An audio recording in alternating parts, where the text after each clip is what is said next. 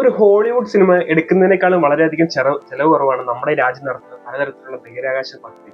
ഇതിന് ഏറ്റവും അടുത്തൊരു എക്സാമ്പിൾ ആയിരുന്നു നമ്മുടെ ചന്ദ്രയാൻ 3. 2 വർഷം മുമ്പ് ഈ പറയുന്ന ചന്ദ്രനിൽ കാല് തൊട്ട് നമ്മുടെ ചന്ദ്രയാൻ 3 എന്ന് പറയുന്ന പദ്ധതി വളരെയധികം ചെലവ് കുറഞ്ഞൊരു പദ്ധതിയായിരുന്നു. പക്ഷെ നമുക്കത് കൃത്യമായിട്ട് നമ്മുടെ ലക്ഷ്യത്തിലേക്ക് എത്തിക്കാനും പറ്റിയിട്ടുണ്ടായിരുന്നു.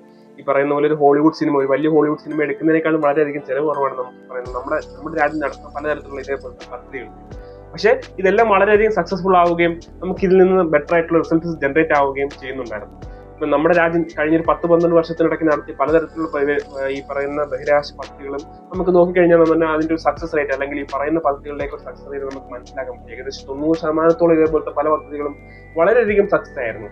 അപ്പം ഇതിന്റെ ഒരു ഭാഗമായിട്ട് ലോകത്തുള്ള പല രാജ്യങ്ങളും അവരുടെ ഈ പറയുന്ന സാറ്റലൈറ്റ്സ് ഈ ഭ്രമണപഥത്തിലേക്ക് എത്തിക്കാനായിട്ട് നമ്മുടെ രാജ്യത്തിനെ തന്നെയാണ് ആശ്രയിക്കുന്നത്. ISROയുടെ ഈ പറയുന്ന റോക്കറ്റ് ലോഞ്ചേഴ്സിനെ അങ്ങനെ കാര്യങ്ങളൊക്കെയാണ് ആശ്രയിക്കുന്നത്. ഇപ്പൊ 2026 തന്നെ നമ്മുടെ രാജ്യം ഒരുപാട് പുതിയ പദ്ധതികൾക്കായിട്ട് പ്ലാൻ ചെയ്യുന്നുണ്ടായിരുന്നു. കഴിഞ്ഞ 2 ദിവസങ്ങൾക്ക് മുമ്പ് തന്നെ അമേരിക്കൻ, അതായത് നാസയുടെ ഒരു ഉപഗ്രഹം നമ്മുടെ രാജ്യം ISRO ഈ പറയുന്ന ഭ്രമണപഥത്തിലേക്ക് എത്തിച്ചിട്ടുണ്ടായിരുന്നു. അതേപോലെ 2026 നമ്മൾ ഗഗയാൻ 1ന്റെ ഫസ്റ്റ് ലോഞ്ച് പ്ലാൻ ചെയ്തിരിക്കുന്നത്.